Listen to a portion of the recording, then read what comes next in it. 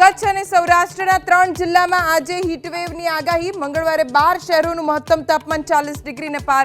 અમદાવાદમાં આજે yellow alert.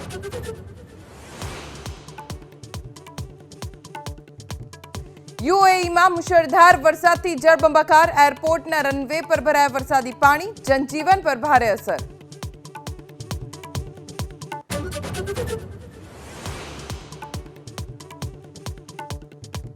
સુરતમાં પ્રિસ્ક્રિપ્શન વગર નશાકારક દવા વેચતો મેડિકલ સંચાલક સકંજામાં।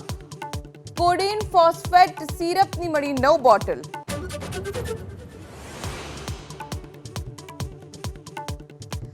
રાજકોટ ક્ષત્રિય મહિલા આગેવાન પદ્મિનીબાના 14 દિવસના ઉપવાસ બાદ પારણા। સમાજના આગેવાનોની સમજાવટ બાદ કર્યા પારણા।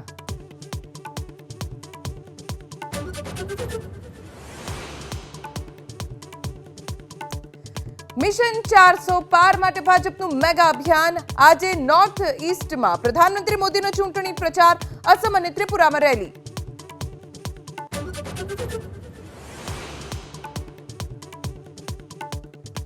અયોધ્યામાં રામનવમીની ભવ્ય ઉજવણી। બપોરે 12 વાગીને 16 મિનિટે રામલલાને થશે સૂર્ય કિરણોનું તિલક। 5 મિનિટનો દિવ્ય નજારો નિહાળવા ઉમટ્યા રામ ભક્તો।